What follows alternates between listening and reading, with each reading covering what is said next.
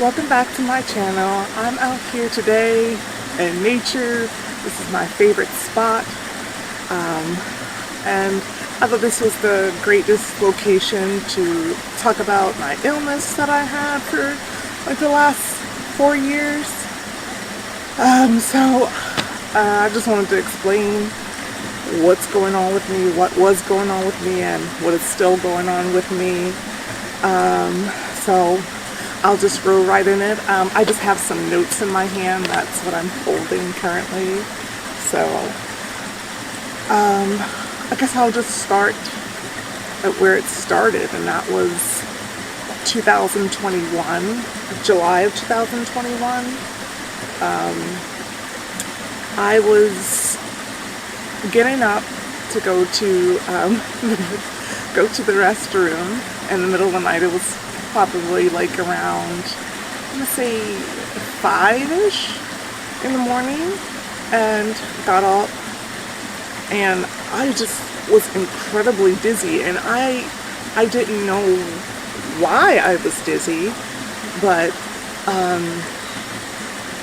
I just thought maybe it's just something weird. Just because I'm in the middle of the night walking in the dark, I thought maybe that was the cause. And I went back to sleep, and then when I got up, it was still around, and I was like, what is going on? I mean, it got so bad. I was so incredibly sick on the stomach that I ended up going to the ER. And there, they checked all my vitals. Everything looked okay, just a little bit of elevated heart rate, of course, because of the situation I was in. But luckily, one of the RNs there knew about BPDB, and I will put that up on the screen because I know I'm going to butcher how to say it. And he performed the Ehlers maneuver on me there at the hospital, and I immediately felt better. But he advised me to go see an ENT. Once I left the hospital, he said probably go the next day and go see an ENT. So that's what I did. And after that, I was doing pretty good. But then 2 weeks later, I had it again. And the weird thing about that is when you get the Ehlers maneuver, you cannot lay down. You can't lay down, you cannot bend down. You have to sleep upright, which is terribly hard to do and terribly hard to fall asleep that way. And you gotta do that for 2 days straight. So I had that on and off for 2021 and 2022. And early 2022. Then, in late 2022, I started getting dizzy again, but it felt a little different, but I still thought it was BPDB. And so I went back to my ENT, and he said, no, this is not what this is. So he recommended me to see a neurologist. So I already have a neurologist because I deal with bad migraines. So she already kind of had history with me. So I went to her, and she could see the symptoms that I was going through. I was incredibly dizzy. Just moving my head was just really bad. I had ringing in my ears. I had a little head rock. And it was very subtle, but that little head rock, I had these weird sensations running up and down my body. My foot felt like it was melting into the floor. I mean, really, really weird sensations. But she couldn't find the cause of what was going on. So she just gave me medication to treat the symptoms. And she had put me on amitriptyline, and with that you have to start that on a low dose. So I started out with 10 milligrams, and every week you go up 10. So I think I got up to 50 milligrams. So actually, I'm sorry, let me rephrase. Amitriptyline, you take it twice a day. So you take 10 and then 10. So I got up to taking 50 in the morning and 50 at night. So that was up to 100 milligrams. But it seemed like it was helping, but the symptoms would just come back. And I got so bad that I had to tell my job that, like, I couldn't work anymore. Like, I couldn't do this anymore. Because it was just, I couldn't hide it anymore, basically. I just couldn't hide it, and I had to tell my job I couldn't work anymore. So I eventually just had to tell my supervisor that I couldn't work. And that's why I say it's so important to have good rapport with your higher ups, with your supervisors, your managers, because you just never know who may look out for you. And my supervisor at the time, he really came through for me. I had like a very good circle to listen to. HR department, everybody was willing to work with me, and that's why it's so good to have a good work ethic, I think, and just be trustworthy, because people believe you and are willing to work with you, and they worked with me, and I was just incredibly grateful for that during that time, because it was a year of me trying to figure out that whole year of 2023, that whole year I spent trying to figure out what was going on with me. And through that whole year, they allowed me to still get paid and not work. As long as they allowed me to still come to work, but I just had to stay down in the training department and just help out when I could. So during that time while I was down there, I was searching my butt off, digging through forums, digging online, calling different people, trying to find out what was going on with me. And I saw, oh my God, I spent so much money digging through the internet trying to find answers. I got so much imaging done. I went to physical therapies. I went to acupuncture, chiropractors, neurosurgeons, neurologists, different ENTs, like different doctors. I've seen over 20 doctors trying to figure out what this was. And nobody was able to help me. A lot of the doctors were just saying, I don't see anything wrong with you. And what's causing this? Some doctors would even say, I don't know how to help you. And then that was it. Literally had doctors tell me that, like, I don't know how to help you. So I started digging on Facebook. I started looking on Facebook groups, and I came across this one Facebook group, and it's called Cervigenic Neck Dizziness.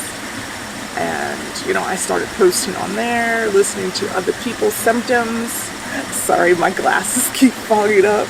It's a little moist out here. So I was just, posting my symptoms, what was going on, some of my imaging, because I did have some herniated discs in the neck and in my back. So I was thinking that maybe that was causing my problems, but they were like, no, because they did like little tests to make sure that your communication between your back and your neck and the brain was all good. So they were like, no, it's not that. It's really sad when you really want someone to just say they see something, just so you can say, finally, I found the reason why. But I just never had a doctor say that. But on this Facebook group, it was this gentleman, and I know I'm going to probably not pronounce his last name right, so his name is Jeremy, and he had said something about trying sports medicine, and I was like, sports medicine? I was like, and he said, yeah, try an orthopedic regenerative sports medicine. And so I looked that up, and I was like, oh, okay. And during the time, I couldn't get an appointment right away since I would have been a new patient. I was still dating online. And I came across this young lady. Her name was Mel. What's her name? Her name is Mel Bell. Her name was Mel Bell, and she has a YouTube channel. I'll link her YouTube channel in the description. And she opened my eyes to EDS, POTS, and TMJ. I know, again, I'm going to mispronounce those, so I will put that information in the description so you can look up with it, look it up what they mean and everything. But with me, the EDS was, for me, I have like extra flexible joints, like, so like this, I can do that, no problem. And it's other little things. And so now with me getting older, of course, my ligaments are like too flexible, and it's causing my muscles to work harder to keep me stabilized. So in turn, that builds a lot of tension in the body, and it makes it builds a lot of tension, and then that tension turns into, like, because you're overworking your body, it's too much going on, and it overworks the body. So that started manifesting with the neurological issues, the dizziness, the ringing in the ears, the weird sensations of my body. Oh gosh, it was such a nightmare. And then the POTS is, anytime I would get up, I would get like an elevated heart rate, almost made me feel like I was gonna pass out. So it was that. And then the TMJ, again, that's another tension thing as well, where like it's tension in the jaw, is clenching your jaw at night. And sometimes I would do it during the day. I had no idea that I was clenching my jaw at night, of course, but I did notice I was clenching my jaw during the day. And when I talked to a doctor about it, they definitely said, yeah, if you're noticing it, you're definitely doing it more than what you notice. So I was getting a lot of soreness in the jaw, a lot of tightness, a lot of clicking, cracking, and I have like 2 little knots on the side of my jaw where the tension is. So that's the TMJ.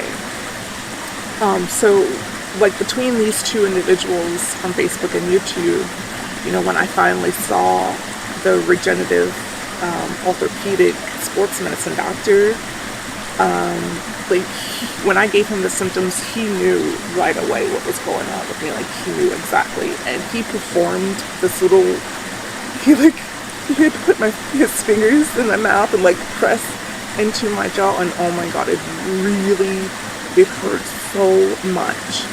But it was amazing at how much better I felt after that meeting, like after that appointment.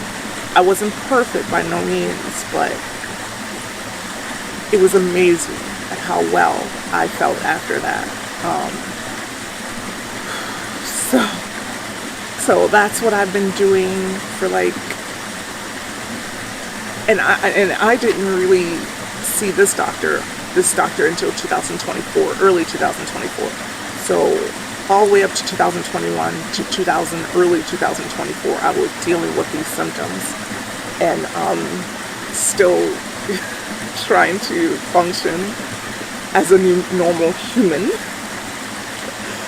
And I can't say that I'm perfect. Like, I still deal with some issues now. I have just a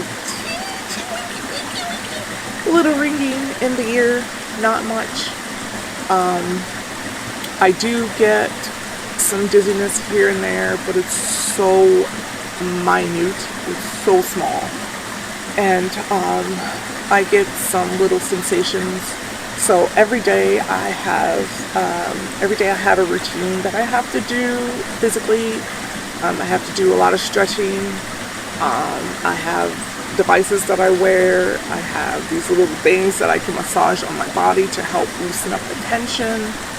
I have strengthening exercises that I have to do. And then also I go to physical therapy, and I'm still seeing the regenerative orthopedic doctor, because I do get prolotherapy injections. So I get those too as well, which are not covered by insurance, but I gotta function, and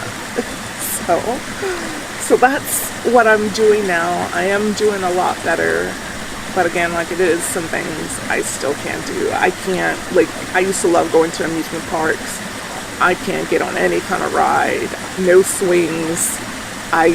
This place that I am here today, like, I love going swimming in here, but I can't do that. I tried that like a month ago, and got dizzy right away.